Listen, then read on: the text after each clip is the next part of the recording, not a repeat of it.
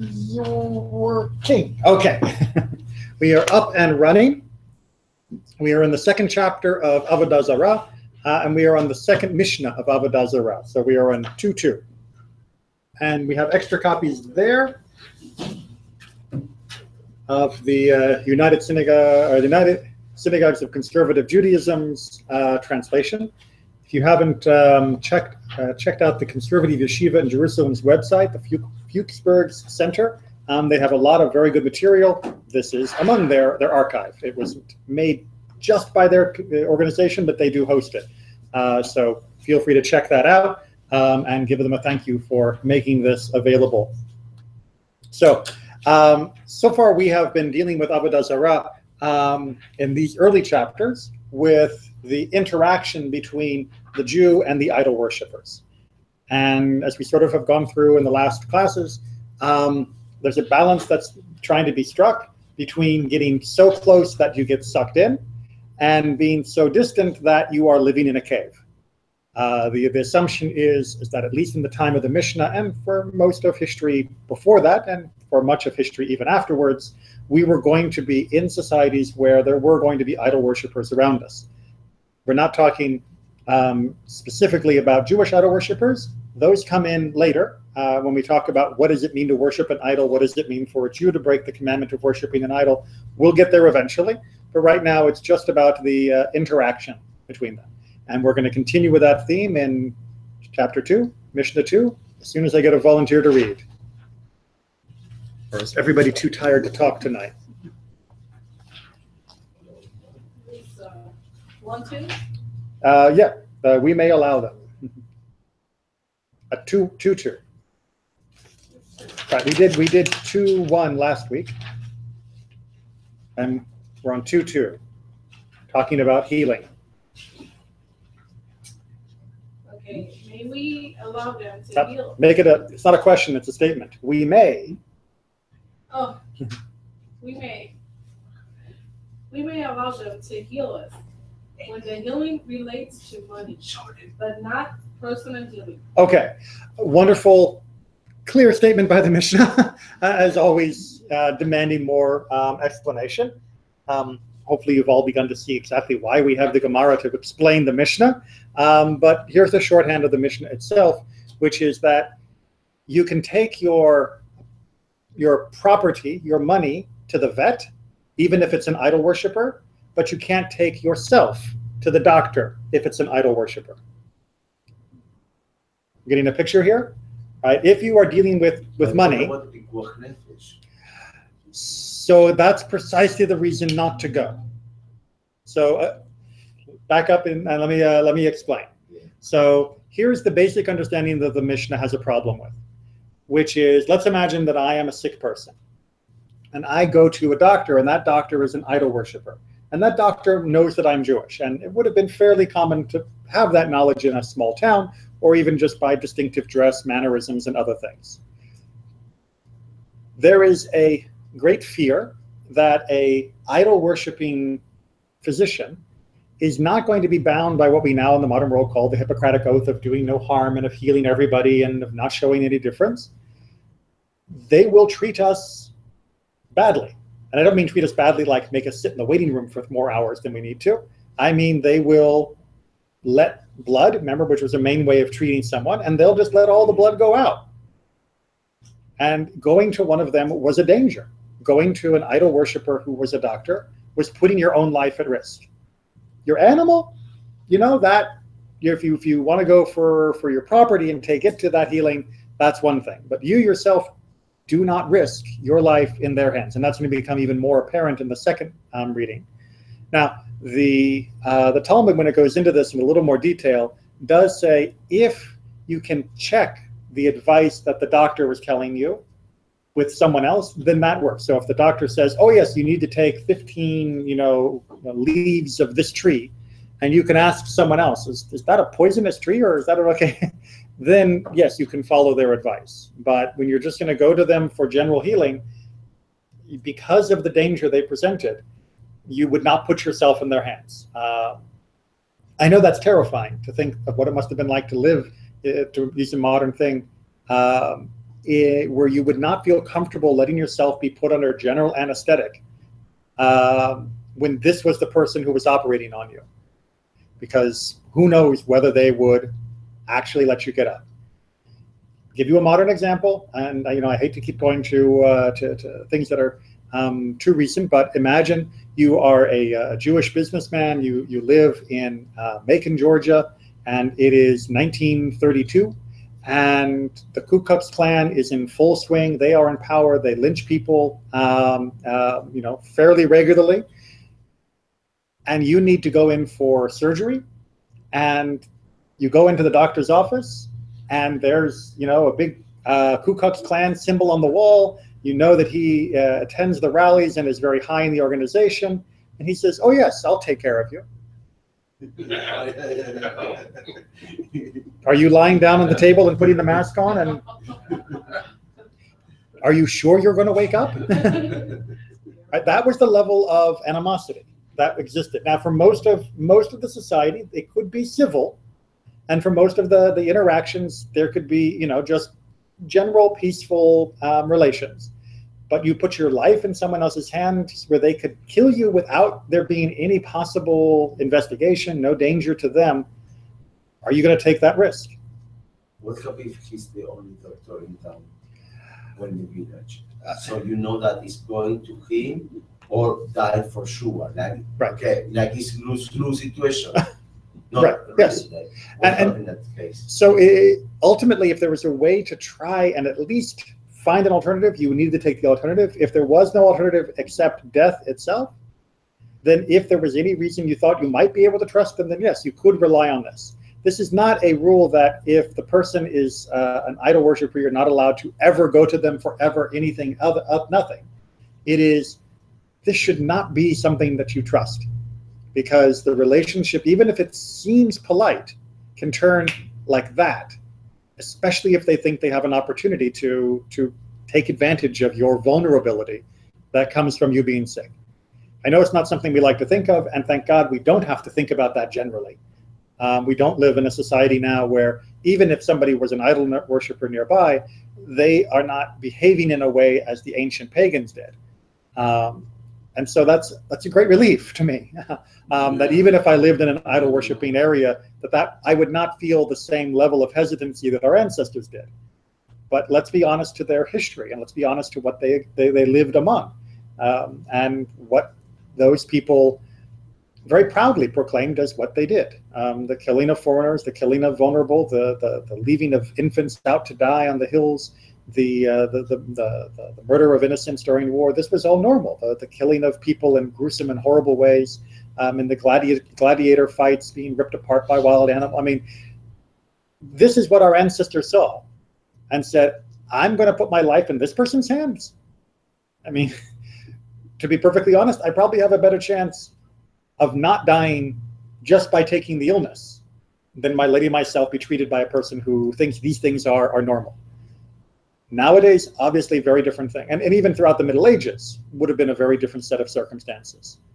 But it does underscore the tension that we have often felt, and something that did come back from time to bite us, that people we thought were friends or people we thought we had cordial relationships, when they had an opportunity to turn on us, they did. We saw something very similar, not with the medical issue, but with people who were assumed to be friends turning on those when they had the opportunity, with the internment of the Japanese POWs, not POWs, the Japanese American citizens during World War II, that their neighbors, many of the people who lived in their communities that had been friends and that had worked with them and liked them, when they had the opportunity to buy their house for pennies on the dollar, when they had the opportunity to take their stuff and refuse to give it back after the war, they did.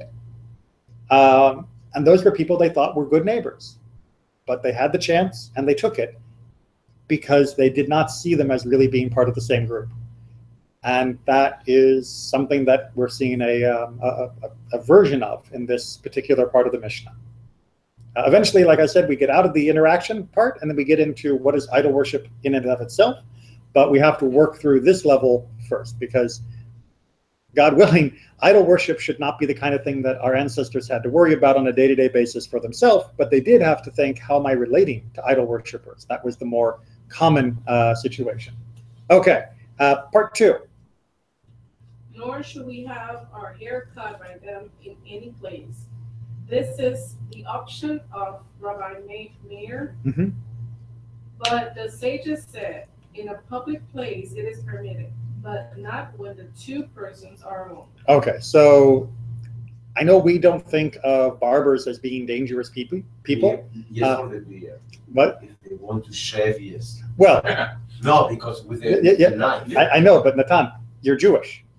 You shouldn't be using a knife on your throat. but because I remember I spoke with my grandpa, mm-hmm. and he told me that in the shtetl, that people didn't use beard. I wear like everyone else. Yes, I know, but for the Mishnah at least, they're assuming that people are not getting shaved with a razor, but they do worry that a haircut would have involved scissors and knives and other sharp objects.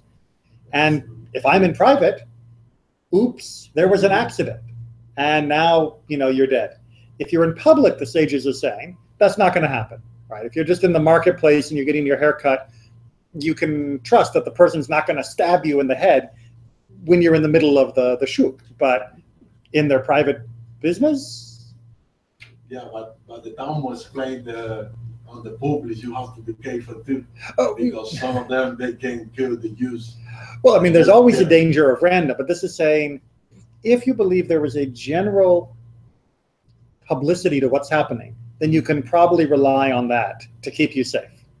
That most, and this is where we're going back and forth between living in a cave and trusting everything. Yeah. And this is saying you don't need to live in a cave, and you can go to the marketplace, because they're not all murderous beasts. But you need to make sure that you're careful. And being careful here just means a little bit of public, space. That's good enough. That's enough to give you that safety. Yeah, it was a different world that our ancestors lived in. It's amazing to imagine that they were willing to withstand all of this to come out the other side.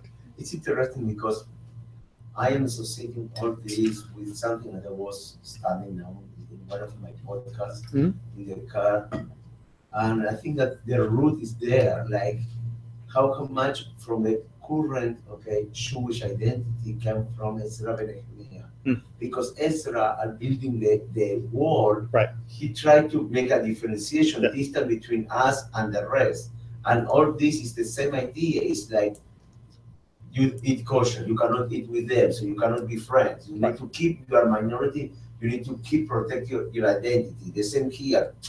Don't trust them. So you know what? Try to create your Jewish barber, Jewish doctor, everything in parallel. So you create a separate world in order to protect and to strengthen the group, of the community. It's very interesting that it came from there. Let me back up a little bit, because the first half of the sentence, I think everybody would agree with, that this is designed to protect and strengthen the people. But it was designed at the time, in the Mishnah time, not to protect and strengthen us because we were afraid of, what's the right word? I'm losing my train of thought. Yes. What's that? It's partly assimilation, but it was actually more of a fear of assimilation than it was a fear of attack.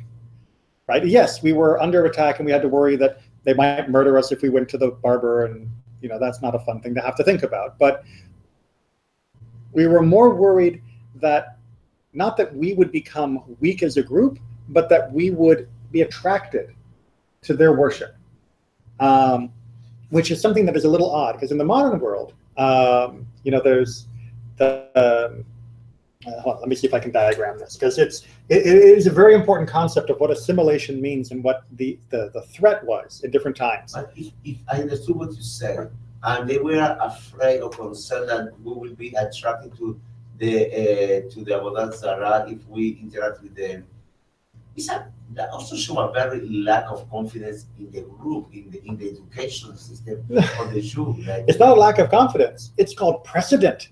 It's called history. right? What has been, up until the time of the Mishnah, what had been historically our biggest problem as Jewish people is we have been attracted to idolatry.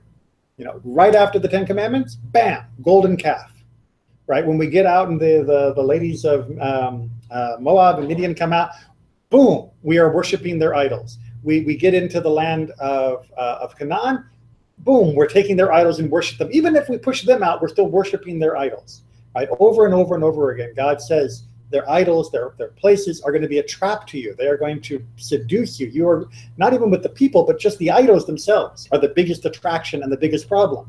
In some way, the Beit HaMikdash also is somewhat attracted an idol. That's the second question. The role of the Torah also become also which we talked about, that sometimes spirituality itself can become the goal rather than the means. So back in those days, the big issue was Judaism would be attracted to idolatry itself, to the worship, to the idols, and to all of the ceremonies and the rituals and all the things that the pagans did, that our people would think, that looks fun, that looks powerful, that looks like it might help me. And that impulse has continued for a long time, but what has changed is this over... red pen's not working. Let's try blue. I will bring you more markers. This one looks like a new pen. Let's try that. All right. That's not bad. All right. I think I might have don't I have a new pack of markers? I thought I did. But it's not a problem of faith, because it's our problem, not a problem. Right. So hold on a second. Let me just finish this, and then we'll fill it in. So past, and we'll call present. Right. So nowadays, the Avodah Zarah, the idol worshipping, right? It got a bad rep. So if you tell anybody, oh, I'm going to go worship Baal, I'm going to go worship Zeus, I've got this great statue and I bow down to it every night and I put little offerings in front of it, everyone's going to make fun of you because idol worship. I mean, no one does that anymore. So instead, what has happened is we still have, unfortunately, Jewish people leaving, but the bizarre modern thing is they're leaving for nothing. They are not walking towards idolatry, they are walking away from Judaism. They are walking into just nothing. And that is what is a unique challenge in the modern world. So the rules of the ancient world were designed to put this wall between us and the idols, because they knew that our instinct would be to get to those idols, that we just couldn't resist idols. It's like an alcoholic who is on the wagon and is clean and sober. You just got to make sure you keep the booze out of his house, because as long as the booze is gone, he'll be fine. And we're going to get back to this weakness in a second. Mm-hmm. But as long as the booze is gone, he'll be fine. But if you put a bottle in front of him, he's going to get problems, have problems again. But nowadays, it isn't that there is something that is attracting us. There's a question of, why do we need this at all? It's a consequence of emancipation. Exactly right. Secularization. Right. The emancipation, the enlightenment, and secularization of the world as a whole is very much the big problem. But that means that the wall here, which is what we're discussing in Avodah Zarah, it doesn't apply exactly the same way, right? Because it's almost like the rabbis and the Torah, they built a city to protect us from the attack of the idols. And they didn't realize that they did, but they made other rules, but Avodah Zarah isn't much about them. They realized the idols were attacking this way, but the real danger was over there. In the past, this was the real danger, right? Because nobody was going to be nothing. Nobody just became atheist. No one became agnostic. Everyone had to worship something, all the way up until like the 1800s. But now, people aren't going towards that. They're going away from Judaism, and the laws of Avodah Zarah are not about that. And that is, for those of you in my conversion class, something we're going to talk about tomorrow night, which is answering this question of how do we make a new wall here. This is what the Orthodox, the Conservative, the Reform, the Reconstructionist movement, that's what they're trying to figure out. And that's the different opinions of how you answer this question is exactly how you get Judaism today, which we're not so worried about people bowing down to idols. But we are worried about this problem of people drifting away to nothingness. But let's come back to the weakness of, well, wait a minute. I mean, really, you put an idol in front of me and whoa, I'm so weak that I just got to keep away. I can't even have dinner with somebody because if I'm in their house and they're an idol. Not only you, also the faith. Well, the religion itself, like what the tradition is so weak that you cannot attract that. You put a piece of wood and you run like a crazy to there. Like. So the answer is yes and yes. Right? Although I'm going to get back to the weakness of the people, but in terms of the faith, it's not a question of weakness. It's a question of commercial salability, right? If you want to make a commercial to attract people to become idol worshippers, the pictures are easy, right? Giant gold idol, lots of frolicking people, wine, women, song. Death of your enemies. I mean, you got everything that goes into making a Hollywood movie. Everything that goes into a modern commercial will fit easily to sell the idea of idolatry. Sex, drugs, rock and roll, exactly. With a little bit of violence and a whole lot of, good luck and prosperity and get rich, right? That's all of it wrapped into idolatry. That's what idolatry sells, is the idea that it can make you rich easy. It can give you your dreams. It can fulfill your fantasies. That's the beautiful attraction of idolatry. It's all the stuff the body wants, idol worship promises. And the Jewish commercial? I mean... relationship with God, special covenant. And people are lining up for this, right? Make Come, a better world. Study hard. Better world. Make choices in your life that will cost you money and that will keep you from having some of the pleasures of life, because you see in the long term that there is a payoff. Yeah, it does. But that's the way that also Christianity at the beginning play against Judaism. Of course. Make it much easier for people conversion. You don't live with Milah. Right. And all the things, okay, converge as easily and move the days. And so, yes, idolatry is more attractive in the conventional sense of attractive, in the same way that what we see on TV and magazines is attractive than Judaism is. And so the rabbis were realists. They knew that Judaism had a better product, but they also knew the commercial for that product was not going to be as sexy as the commercial for idols. And so they knew you needed to have a bit of a barrier there. But the second part about, well, what about the people? What about the people who were already Jewish, who had been raised Jewish, and who you didn't have to convince them to be Jewish, right? I mean, obviously they would see the truth, the beauty of Judaism. And the answer is yes, but they wanted always to add more. One of the strangest parts about the Jewish people is in some ways we are almost over-spiritual, that we want every type of religion. We just love more things. When we began making idols, we didn't get rid of God. We made idols to go with God. We transfer God to the idols. We try to be more in touch with God. Right. So we need a much closer representation of God in order to be much closer to Him. And we added extra idols too. I mean, that was the great statement of Eliyahu Hanavi, Elijah the prophet, when he was on Mount Carmel and he was fighting against the priests of Baal that Jezebel had brought in. And he says that the Jewish people, quit hopping from one foot to the other, right? Either stand with God or stand with Baal. And we didn't. We wanted both. We weren't giving up God for Baal. We were adding Baal to God. And so too for the Asherah and all the other idols that we did that are mentioned in Tanakh. And so too in the days of the rabbis.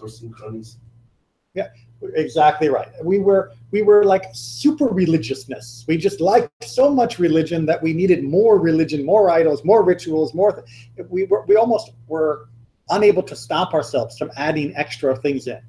And I think there was a spiritual drive in the Jewish people. I think there still is, buried in most, that wants something, that wants that meaningful connection and wants more of it, even if it means walking across the wall and getting mixed up with stuff that isn't very good.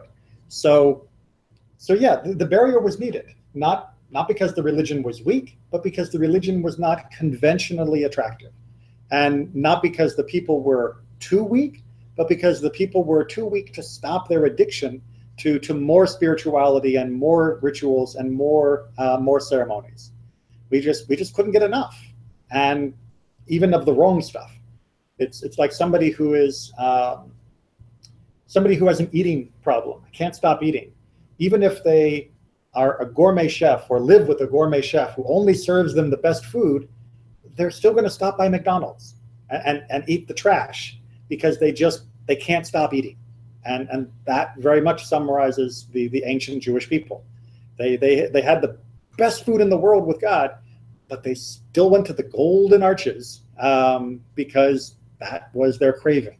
They also ate the good food at home, and then they went to the golden arches. So it's painful to watch. But this wall then, thank you for the segue, is what we're going to describe in the next couple Mishnayot. Is how to keep that separation, not just from your worship, but also from the things related to worship. And that's where we're going to pick up with 2:3. Care to keep reading? The following things belonging to non-Jewish are forbidden for Jews to use, and the provision extends to any benefits that may be derived from them. All right, so pause real quick, because these are two concepts that don't always go together. And so we need to understand why this is a sort of double restriction. So in Jewish law, there are things that are prohibited. That means I can't use them. I can't eat them. I can't use like a perfume for myself, or I can't use that animal for myself. I'm not allowed to use it. And then there are things that I'm not allowed to benefit from, which is another level of stringency. So, for example, I'm not allowed to benefit from, give an example of something off the top of my head. What can I not benefit from, but I can still, what can I use but not benefit? Or use but benefit. Oh, so an animal dies of natural causes, right? Just boom, drops dead. I can't eat the animal, right? That's vela, it's treif, it's not allowed for me to eat that. But I can sell the carcass to somebody else. Right? I can sell the body of the animal to my neighbor who isn't Jewish, and he can use it. I'm benefiting from something that I can't use. This is talking about things that not only can I not use, I can't even make $1 off of this. I can't benefit from these things in any way, shape, or form. I've got to be totally hands-off in every way. So this is like the highest level of restriction for something to be prohibited. Is that clear enough? Okay, sorry for my clumsy example, but hopefully we got the idea. So, all right, onward. Wine or a non-Jew's vinegar that was formerly wine. All right, we'll pause there because that's kind of a group, right? So if a non-Jew has a nice big bottle of wine and he wants to give it to you, and again, we're talking about idolaters here. We can maybe some other time talk about modern wines, but in the ancient world, that's what we're focused on.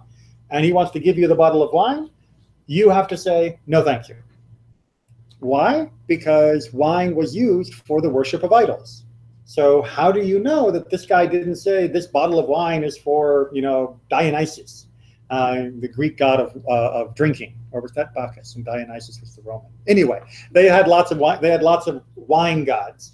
You can imagine that they had offered this as a dedication to that god or to any other god, and therefore I can't. Same thing with vinegar. Even if it had come from wine, the wine might have been dedicated, and even though it's become vinegar, I still am not allowed to have it. And wine was used so commonly for worship in the ancient world that it was just a priori, carte blanche, not carte blanche, categorically, I could not touch this stuff.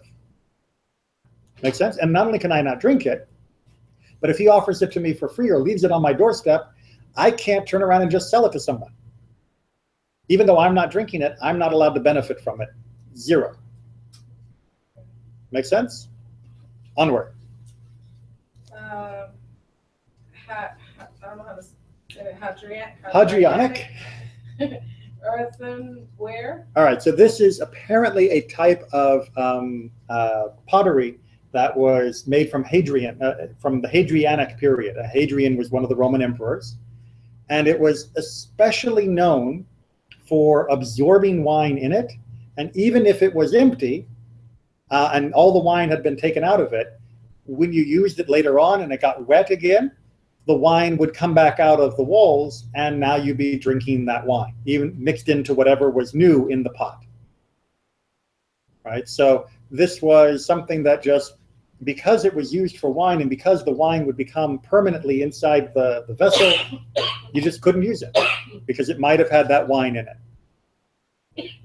Good. So again, we're talking about a wool here, and because you're not going to check exactly what happened with the wine. You're not going to say, well, have you used this wine for any blessing for some foreign god? You're not going to ask, where's there wine in this vessel? Just, we're not even going to ask, just don't use it. And not only don't use it, don't benefit from it. Onward. Skins pierced at the animal's heart. Go ahead and read the other part of that. Rabban Shimon. So what does it mean, heart pierced skins? So, you know, the skin of the animal, right? That around the heart, there's a hole. Around where the heart would have been in the animal. Okay, so, hold on. Rabbi Neely tries to draw.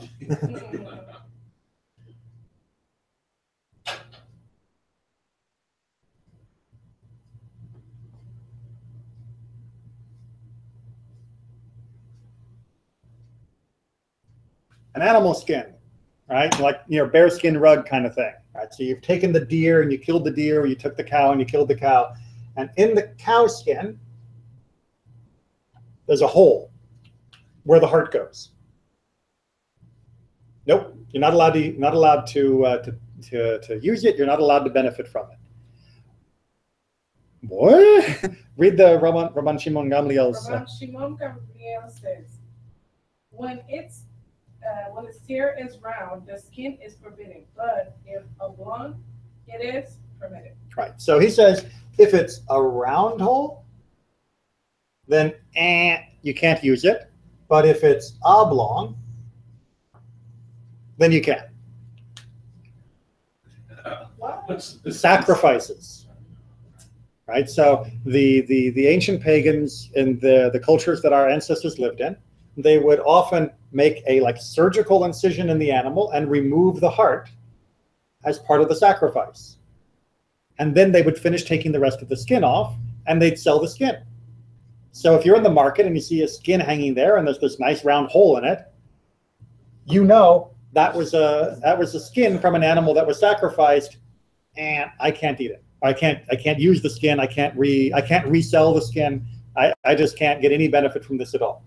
Apparently, Rabban Shimon Gamliel said that if it was oblong, if it was kind of like that, then that meant it was just, you know, the butcher doing his job, and it wasn't for a sacrifice, because for sacrifices, they only make neat holes.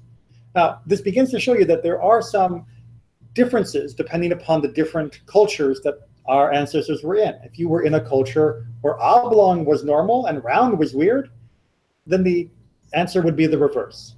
It depends upon what kind of idolatrous cult was being performed in your area. And that's what his comment is trying to add here.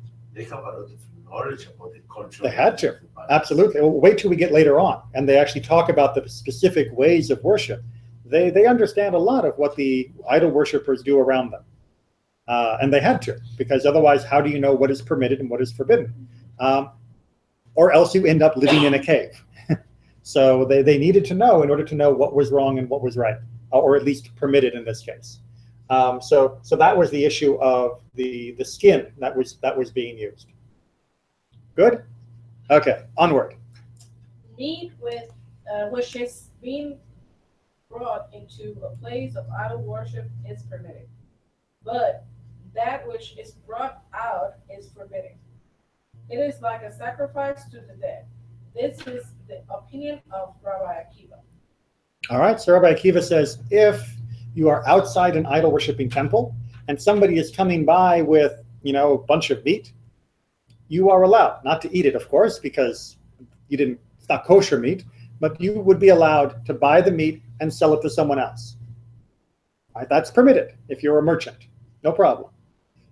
But if the meat is coming out of the temple, someone's walking home with meat, you're not allowed to buy it and resell it, because the meat before it goes in has not been blessed by the idol, and the meat coming out has.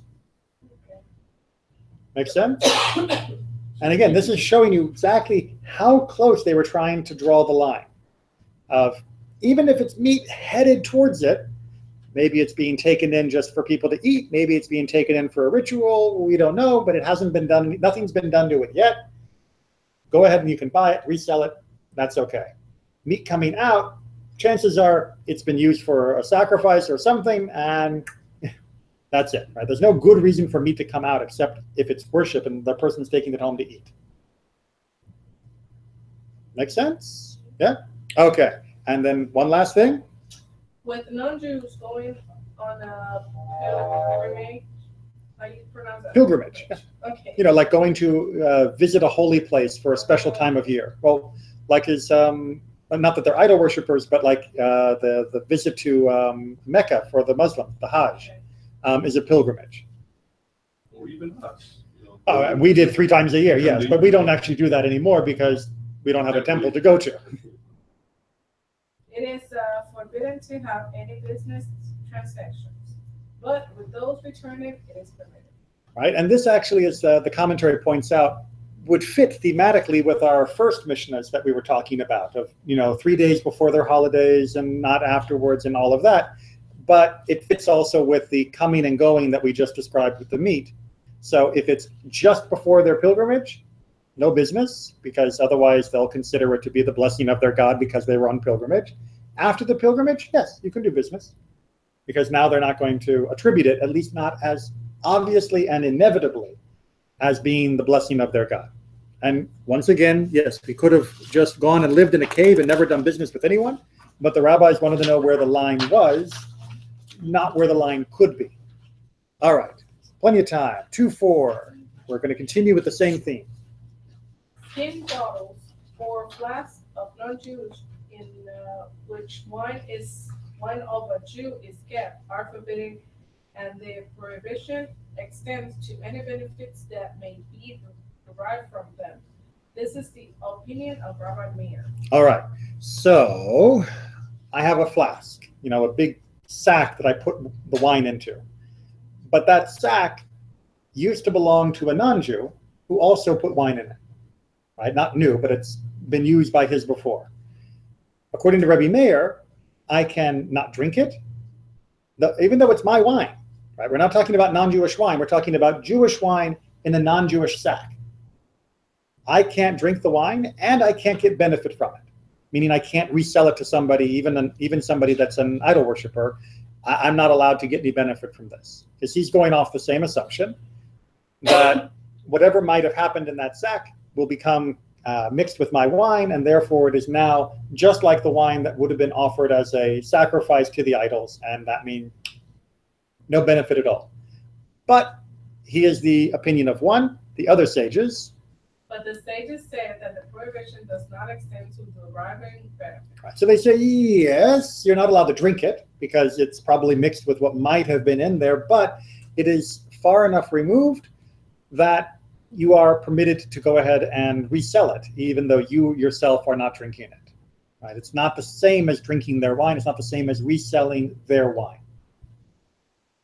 Make some sense? Again, this all revolves around the way that ancient commercial transactions were done and the way their worship was done. But hopefully, at least you get the wine in that vessel. You can resell it. You can resell it, exactly. You cannot drink, but yes, you can. Exactly. And this, although, like I said, the question of idol worship in Europe was one that was touchy. For those that said that they were idol worshippers, Jewish wine merchants would often put their wine that they had made into the casks, the barrels that were the non-Jews' barrels, and sell them. They couldn't drink from them because it was the barrel that would have been used for wine that had been made by non-Jews, but they could get the benefit from the Jewish wine in the barrel that they were now selling. And that was done in the Middle Ages for Jewish wine merchants. like Rashi, quite famously. Question? But we didn't say that you cannot use at all anything that has already previously The Hadrianic. Yeah, thank you. The Adriatic earthware Yes. because absorb. But now they are contradiction. They are saying that now yes, suddenly you can. Some do, some don't. There was a feeling or a belief that the Hadrianic earthenware was so prone to this cross-contamination that it was not allowed. And there it was a question of, would it come out and come into something that I would then use? Here, I'm not actually using it. I'm not going to be drinking this wine. I'm not going to be, consuming this stuff. I'm selling my wine. It just happens to be in that vessel. So the problem is with the Adriatic earthenware. Right, exactly. And because specifically with that product. Well, with that product, and because I would be using it for something. What about for resale? But for resale, right? So for resell the wine, I'm not reselling. The Hadrianic was the main concern was it would leak out and go into something, and then I would get benefit from the contents directly. I'd probably eat the contents directly.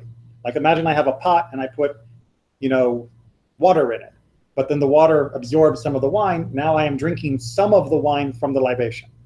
And if I put wine to sell, I'm not actually taking it in. Yes, my wine right. I put there. Which is why they say you can benefit from it, but you're not allowed to drink it. With Adriatic was at all. We couldn't do anything, not touching, not. It was considered to be like super absorbent. Right? That was considered to be like inevitable, absolutely undeniable. There was definitely going to be cross-contamination. Here, we're relying on a safet, on a level of maybe. And a little maybe can sometimes be a big difference. A little. Okay, 2. Grape seeds and grape skins of non-Jews are forbidden. The prohibition extended to any benefits that may be derived from them. This is the opinion of Rabbi Meir.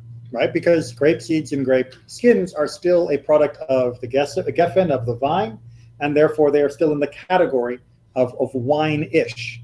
And indeed, this was a ruling as well for the Nazir, for somebody that had taken the Nazirite vow. They weren't allowed to eat these things either, because the Nazirite is not allowed to consume wine. However, but the Seder says, when fresh, they are forbidden, but when dry, they are permitted. So they said, yes, they are definitely wine-ish when they are fresh, but by the time they've been dried, they're no longer in the category of wine-ish. They're like just dried material, and therefore you shouldn't eat them, but you are permitted to benefit from them. And? Yep. Fish brine and Bithynian cheese. Bithynian cheese. Yes. The non-Jews are forbidden.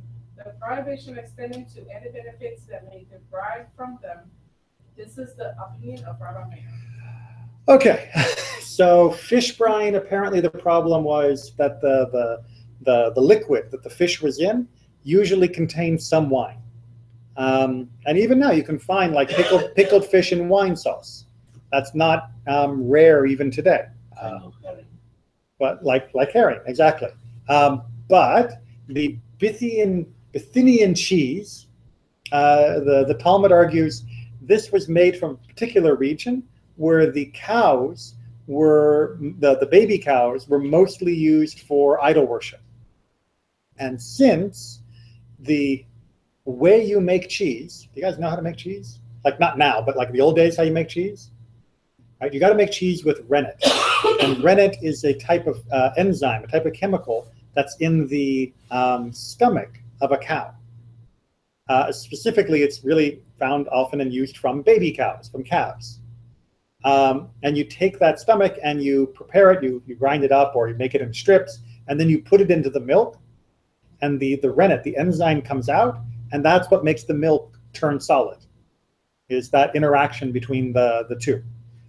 Well, if you live in some place where most of the cows are being used for idol worship, then that means most of the cheese is going to be made with the stomach from a cow that was going to be used for idol worship.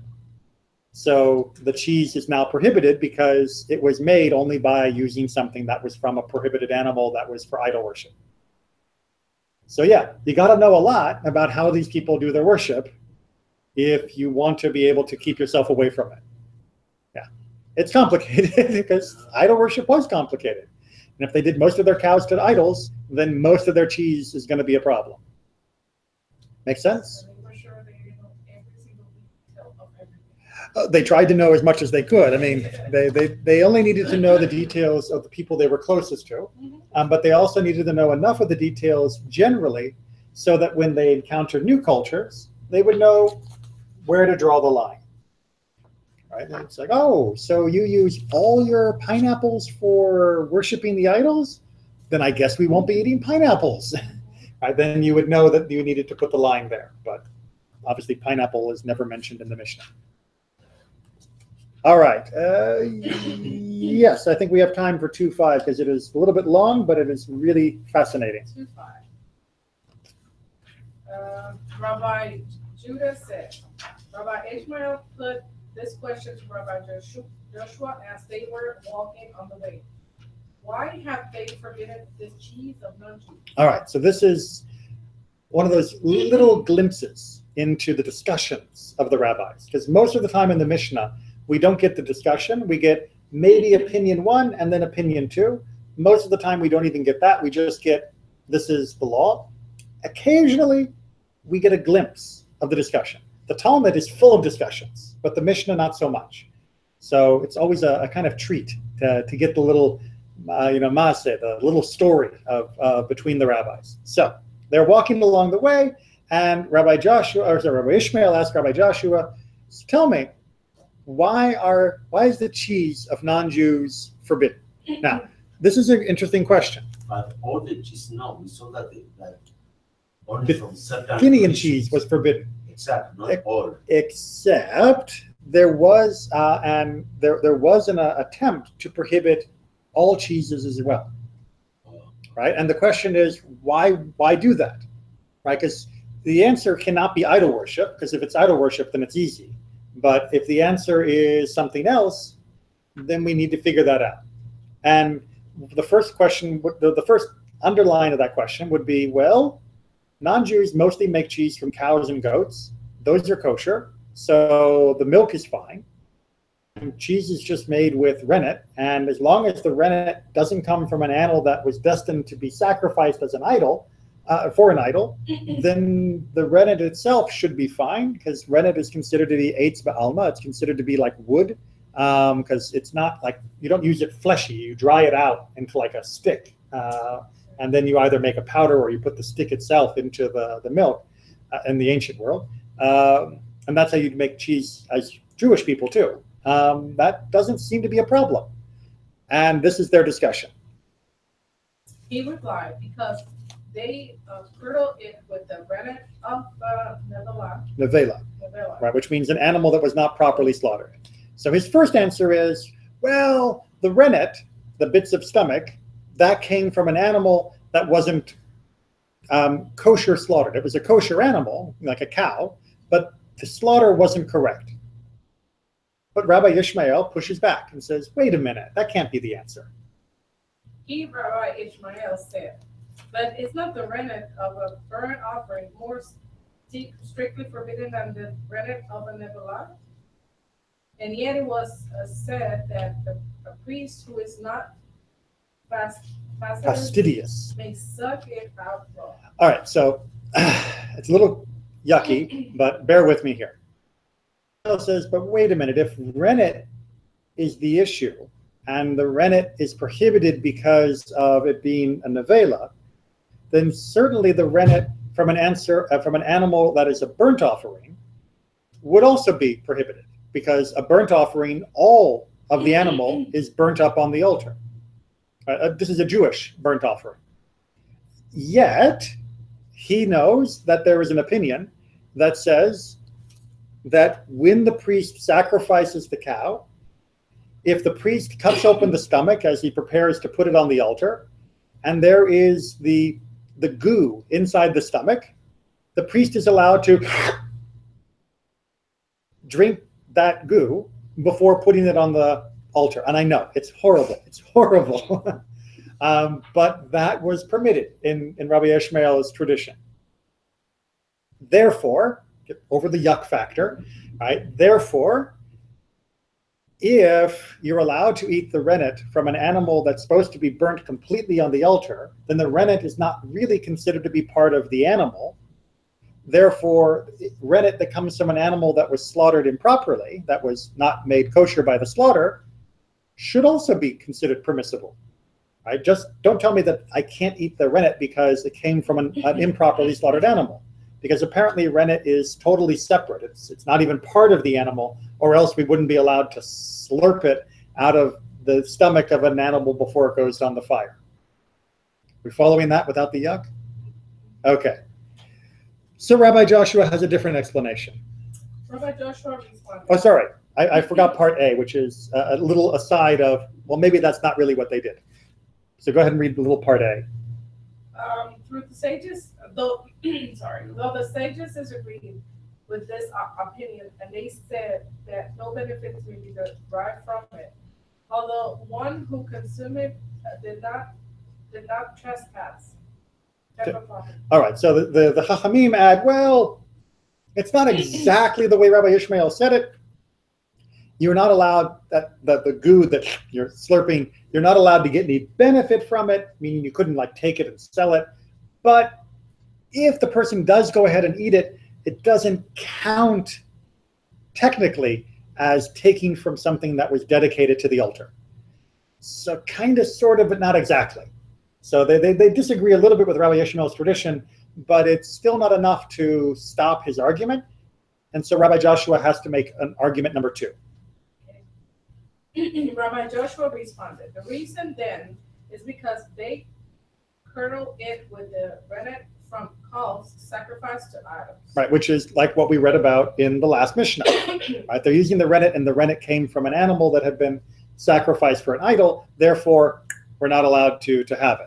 But he, Rabbi Ishmael, said to him, if that be so, why do they not extend the prohibition to any benefits derived from it? Right, well, if it's idol worshiping rennet, then that means we shouldn't be able to even get benefit from it. So I can't be a cheese reseller, if that's the issue, which apparently you could. So, or skin resell. What? Or skin resell. Or a skin reseller. Well, for the idol worshiping, we know you couldn't if it was definitely for an idol, right? So therefore, if it was definitely for cheese, if the cheese was definitely from an idol worship cow, I wouldn't be allowed to sell that either. So, but I can. So that means that it can't be that reason. So answer number 3, part 5. He, Rabbi Joshua, diverted him to another matter. There is no answer 3. Right? Notice what just happened. There was answer 1. Rabbi Joshua said, no, that doesn't make sense. Or sorry, Rabbi Ishmael said that doesn't make sense. There was answer 2, and Rabbi Ishmael says that doesn't make sense. For answer 3, Rabbi Joshua says, have you ever thought about this passage from Shir HaShirim? He changes the topic. He gets him into a corner, and he can't come up with an answer of why it was prohibited as a halachic matter, which is why the prohibition wasn't because of the strict halacha. The prohibition was about building that wall. But the prohibition on their cheeses, about eating them, wasn't because they were technically wrong, but because eating them might break down that wall between us and them.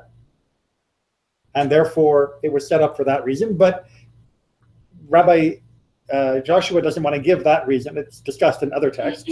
So instead of answering with that, he changes the topic. So let's hear his change of topic. It's a completely different topic.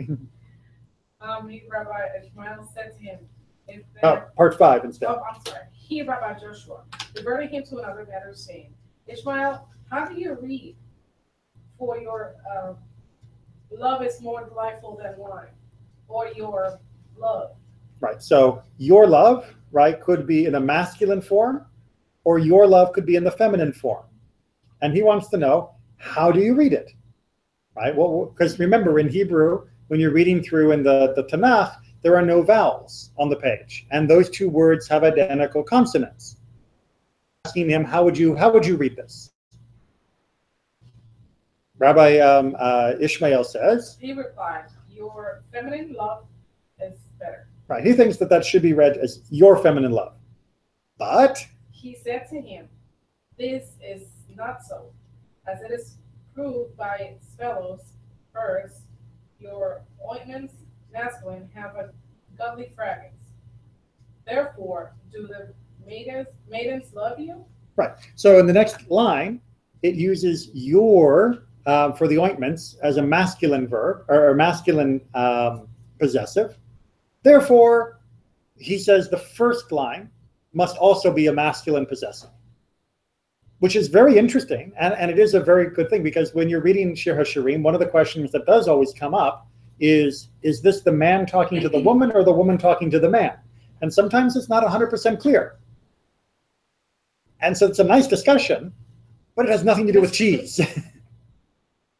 But that is the digression that Rabbi Joshua takes to answer the question.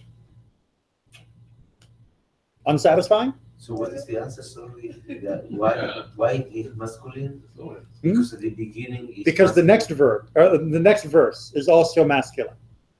So verse 2, it could be masculine or it could be feminine, but verse 3, it's clearly masculine, and therefore, because it's talking about, the maidens love you, therefore, if you're the person that women love, that implies that you are the man. Therefore, in the previous verse, the your would also be the masculine form. But I mean, as you can see, your love is more delightful than wine. There's nothing that has to be male or female about that. So it's hard to figure out until you use the next line as a clue. So it's an interesting question. It's just not the question that Rabbi Ishmael was asking. And it's also very interesting that in that process, Rabbi Ishmael had him sort of cornered, and in the end, Rabbi Joshua points out that there's something that Rabbi Ishmael doesn't know. Right? Rabbi Ishmael makes a mistake, by Rabbi Joshua's opinion at least, of, oh, well, you're not reading that verse right. So it's kind of a little twist at the end. It's like, yo, you think you're so smart, you don't even know how to read Shir HaShirim. Anyway, let's move on. Was there any reason for it? That was the reason. That was the reason, that there are sometimes reasons that aren't going to be given explicitly. That there are reasons within reasons, like I said, this wall, that sometimes that is the reason. And sometimes those reasons can't be discussed in every circumstance. Why not? Because you don't expect the idols lover that read the Mishnah. You don't, but there's also a case of that the reason we're doing this is because we don't want to have too much relationship, but we know we need to have some relationship. If there's no actual pasuk and no actual verse or no actual halacha that says don't, people are more likely to do it anyway. And this is a challenge. I know it's something that I've had, personal challenges when someone asks me what's the halacha, often comes up in kashrut questions or Shabbat questions, where I have to debate, do I tell them the halacha down to every detail, knowing that if I tell them that much detail, they may take their own decision to go a little bit to one side or the other side, or do I give the bigger detail, the bigger statement, and keep them from stepping across that line? Right? Do I protect them by not giving them all the information? That's very paternalist. Absolutely. And it's a very difficult question. And it usually comes down to not whether I feel I can trust them or not, but whether they are willing to study the details, whether they're willing to hear them as details, not as permission to do what they already want to do. And that is a big question. And that's why it's much nicer to study like this, where it's not one person asking one question and they're really looking for a particular answer, but we can study in general, and then all the questions and all the details can be discussed, and I can look in people's eyes and see how much they understand or not understand, and I know they're not coming with a particular agenda, hoping for a particular answer. That's why this kind of study is so important. I mean, I don't mind the other study. I like answering specific questions, but it's much harder to get a person to go all the way through the subject to come to an answer when you're doing it on the topic rather than on a particular question topic rather than the general topic. And sometimes I have to give an answer that is, there are reasons why, but this is the way we're doing it. Because I'm not going to go into those reasons right now, because I need to protect that. It's like building a fence. It's very much like building a fence. And this is something that I've had to wrestle with very much, like, for example, with our kitchen kashrut. When there are multiple people using it, and not all of them are going to be available to sit and study and go through all the details, we have to build a certain protection that is bigger than the halakha itself demands. Because if the people are only doing exactly as the halakha, then a little mistake becomes a big mistake. But if we have this protection, then if they make a little mistake, we didn't actually hit the halakha yet, and we have this buffer. But it's very hard to know where to put that buffer, because the bigger you make the buffer, the bigger you make a wall, the more you're living in a cave. And the further you're getting from what the Torah itself asked us to do. And that is extremely challenging to try and find that right mix. I think comparison in the cave is not so negative. Some caves are very nice. No, but has some advantage also. Of course, and that is, it's not completely negative. Yes. Because the cave make you feel safe in an environment that you can control and see, right, and more friendly and more trustful. Right.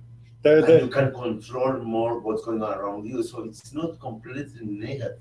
So there is a wonderful midrash, I believe it's Kohelet Rabbah in Ecclesiastes midrash, that says if you have a barrel full of walnuts, the barrel will shake so much that it will break apart because of all the walnuts moving inside of it.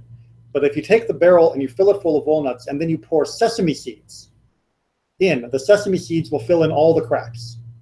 And then the barrel will be steady and stable and strong. And they say this is very much like the halakha, those are the walnuts. And the custom, those are the sesame seeds. But you need a little bit of buffer. You need a little bit of cushioning, packing material to make sure the halakha stays safe and stays strong and doesn't break and fall apart.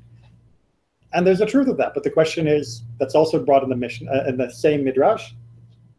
But you could also have a barrel full of oil, and you could add water to it. And if you have a barrel full of oil and you put water into it, the water goes to the bottom, and the oil goes over the top, and you lose it. So you have to get just the right balance, because sometimes the custom can push out the good stuff, and sometimes the custom can protect the good stuff. So it's not always, usually never, an easy answer.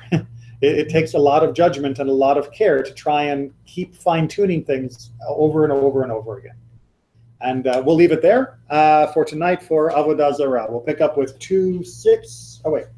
Yeah, we'll pick up with 2:6 next week.